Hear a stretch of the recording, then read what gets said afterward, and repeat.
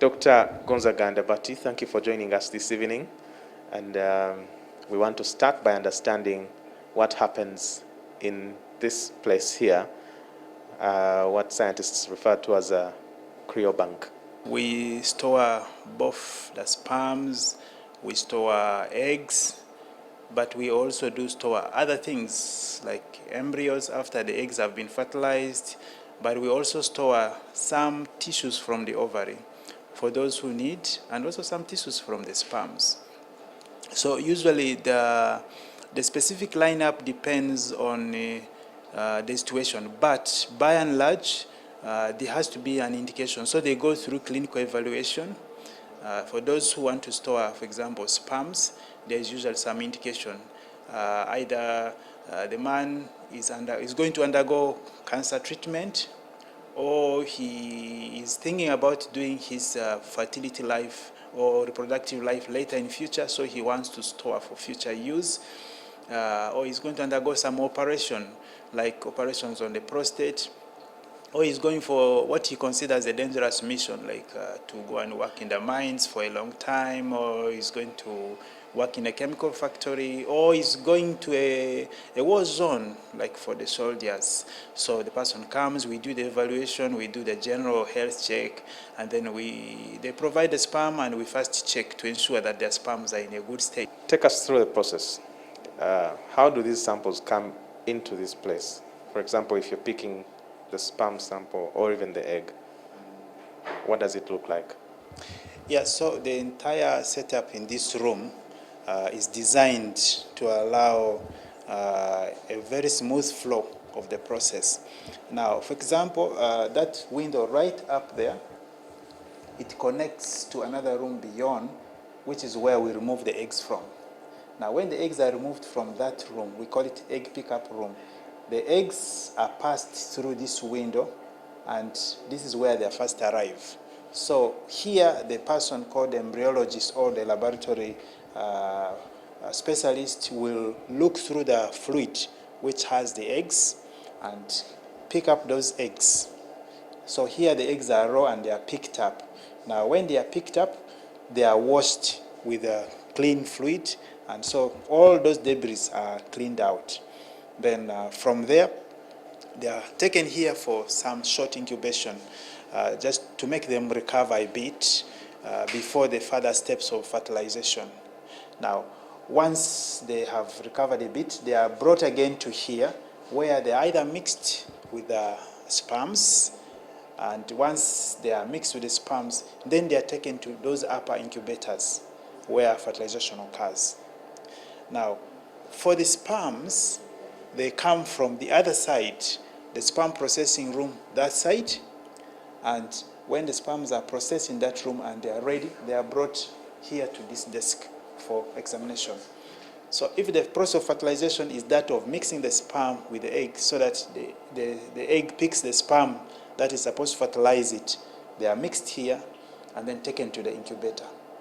But another method of fertilization is where you get the sperm and inject in each egg, and that happens on this machine. So over here you will have the egg loaded and the sperm which is already processed, and this machine, with the help of the machine, the embryologist will help to inject each egg with a sperm. And after that injection is done, then the whole injected egg, the eggs are put in these incubators for further development. Yes. So we keep them in these incubators for about 3 to 5 days, and we of course keep checking the progress. So after collecting these materials, how do you store them? What is the process like? For the storage, for example, when you sort out, for example, the eggs, once you've gotten the mature normal eggs, you store them. Later you warm them. Now, the mature eggs should have a very good survival rate. Like 8 or 9 out of 10 eggs should be able to survive very well and to be used successfully. So success is good. And for the sperm, it's very high because the sperms are more resilient. The cells are tiny and there are many. So usually we are almost sure that we'll get the sperms we need in future. So it's not a problem. What are the ethics and guidelines, the principles around storage of these gametes? Concerns are more of parentage. Who is going to be the parent of the baby that results from the usage of stored sperms, for example, donated sperms. So those are varied and they are handled according to how they are. We do have a number of guidelines, unfortunately not local ones yet. They are being developed yet for the local. We had a number of guidelines which we adopted from the European Center. And what about the donors and those who want the service? For example, they want to access as recipients. What are the modalities you follow to ensure that you help such people? For somebody to donate eggs or sperms, they have to be found to be suitable to do that. Now, suitability for a donor means freedom from transmittable diseases is one of the first things.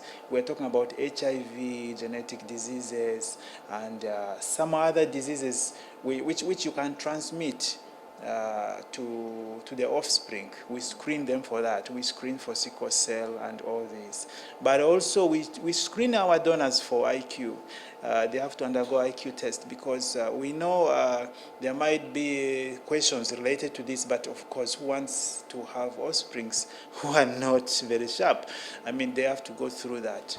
They also go psychological assessment because some people, you don't want to somebody to do the donation of the eggs or the sperm with hidden motives. What is their motivation? Is it to help, or there's some other mental issues they are dealing with, which is manifesting in this offer to store? What is the success rate of this entire process? Also, you can tell us about the cost. Yeah, so it's actually not very prohibitive. Of course, if somebody is coming to donate eggs and sperms, they don't incur any cost. If they are donating to people, they don't incur any cost. We give them some bit of stipend. Ugandans are the best people I've seen. They are not very like money minded in that, you know. So they are willing to offer sperms and eggs at affordable things, at costs. But if somebody wants to store their own, for example, sperm, or to store the egg for future use. Now for the sperm, it is affordable because once you provide the sperms, they are processed. The process of processing is not expensive. So we end up, I think, with an approximately about 3-4 million for the process of starting. And that is enough for the first year. So imagine first year, you spend about 4 million for this beginning, and your sperms are kept. Then the subsequent years, you pay monthly fee of about 100,000. So that's about 1.2 for the entire year. Yes. So, and doesn't matter how much of your sperms you kept. Yeah, so for the sperm, it's like that. Then for the egg, because it involves the process of stimulating and getting the eggs removed and processed, the medications cost some money. So we end up with about 10 to 12 million for the beginning. Again, the subsequent years, you spend about 100,000 per month, 1.2 per year. In every cycle, about 1-2 of the pregnancies we get per month are from cryopreserved sperms. Yes. The uptake of the eggs are still a bit less. We need to do a lot of advocacy. And I believe very strongly the women will be the biggest beneficiaries, because for them, they have a biological clock.